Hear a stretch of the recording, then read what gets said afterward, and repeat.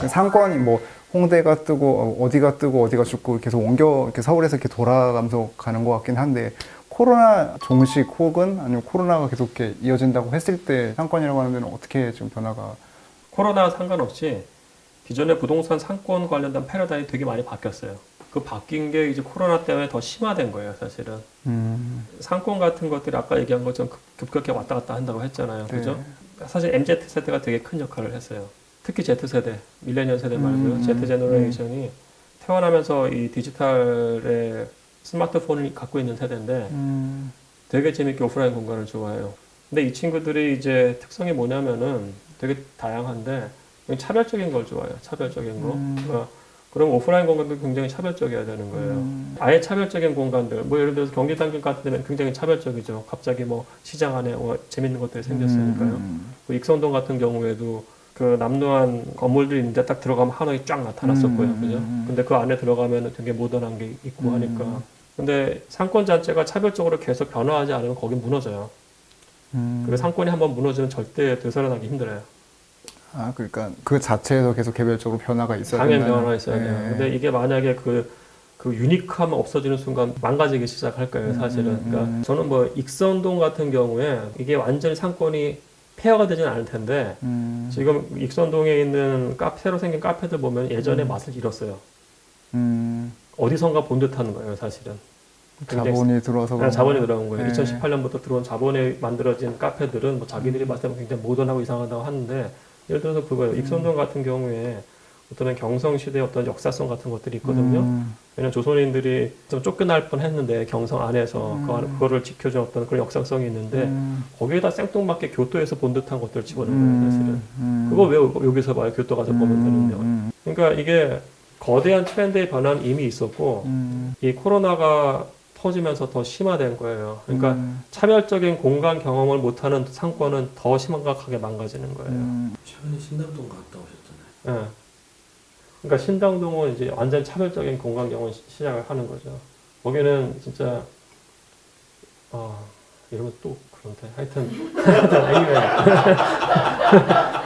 아니 저희가 신당동 하면 떡볶이밖에 기억이 안 나요. 아니 그렇지 않아요. 그러니까 왜냐면은 그게 상권이 성장할 때 다양한 요소들이 있어요. 제가 봤을 때 세 가지가 중요한데 대중교통성이 강력해야 되는 게 있어야 돼. 그게 반드시 있어야 돼. 그게 있어야 되고 두 번째는 이제 어떤 그 역사적 자원이에요. 그러니까 아무것도 없는데 한옥들이 집단적으로 있다. 그거 굉장히 강력한 역사적 자원이에요. 그리고 산업적인 자원이 필요해요. 그러니까 익선동 같은 경우에는 종로상가 뒤에 이제 보석들 쫙 있잖아요. 주얼리 인더스트리 있고 익선동에 옛날에 오지랖이 있었기 때문에 대형 요정 있는 데는 그 음악하고 한복이 발달해요. 한복, 패션이잖아요, 사실은.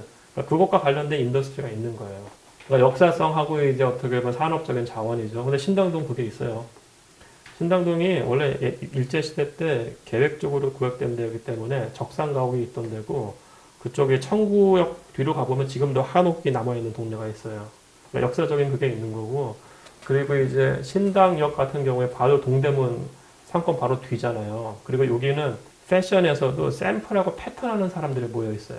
그러니까 패션 산업이 있다고요, 사실은. 그러니까 신당동은 또 강력하게 또 대중교통망이 잘 돼 있기 때문에 또 약하는 것 같은데 하여튼 거기 변해요. 거기 변하고 있고 거기 아마 내년쯤 되면 사람들이 알기 시작할 거예요. 거기 되게 유명한 셰프들이 간판 알고 되게 재밌게 하고 있어요. 네. 그러니까 정부가 청년들이 집을 살 수 있는 풍토를 마련해 줘야지 왜 계속 임대해 살려고 하냐라는 계속 그런 의문을 제기하시는데 정부가 둘 다 신경을 써야 되는 게 맞아요. 청년들이 돈이 얼마나 있겠어요. 자본 축적이 안 됐는데 그 사람보다 더 집 사라고 하는 것도 되게 위험한 정책이에요, 사실은. 부동산은 위험 자산이기 때문에 지나치게 금융 인센티브를 많이 줄 수는 없어요. 그렇기 때문에 이 사람들이 살 수 있는 임대 아파트도 확보가 되는 게 맞고요. 동시에 매매도 확보가 돼야 되는 게 맞는 거죠. 그러니까 20대 친구들이 주택 시장에 관심이 있는 건 맞아요. 근데 실질적으로 구매를 시작하는 사람들은 30대라고요. 왜냐하면 자본 축적 어느 된 다음에 하는 거거든요. 부동산 위험 자산이기 때문에. 그러니까 30대가 되기 전까지 세대를 위해서는 임대 아파트 시장이 제공되어야 되는 게 맞고요. 양질의 임대 아파트. 그 다음에 이제 30대가 돼서 이제 내가 신혼가구가 되든지 해서 주택을 구매할 의향이 있거나 생각이 있는 사람들한테는 이제 초이스를 줘야 되는 거죠. 근데 이제 그건 공급 차원뿐만 아니고 그 사람들이 이제 들어가서 살 수 있도록 그때는 이제 파이낸스 프로그램이 나와야 돼요. 그러니까 금융 프로그램이 잘 될 수 있으면 풀려요. 금융 프로그램이. 예. 그러니까 문제는 지금 그게 안 되니까. 예. 그거를 안 당한 거죠. 그거를. 예. 예. 지금 돈을 빌려주지 않는 정부의 고민은 어디서 기인을 한 거예요? 집값을 안정시킨다는 걸 했을 때 할 수 있는 게 두 가지인데 공급을 아예 때려 부수면 가격은 떨어질 거예요.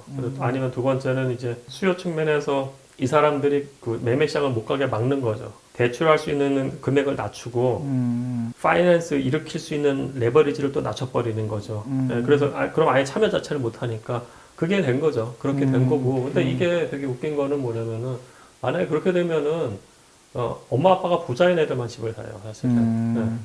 진짜 부잣집 아들인데 맨날 놀다가 지금 뭐 유흥업을 하고 있어. 그 친구는 집에 돈이 많으니까 이렇게 살 수가 있어요. 근데 정말 열심히 공부해가지고 내가 뭔가를 이뤘어요. 근데 그 친구 자산은 약해. 근데 지금 돈은 많이 벌어요. 전문직에. 그 친구는 집을 못 사요. 그러니까 되게 웃기는 현실이 되는 거예요, 사실은.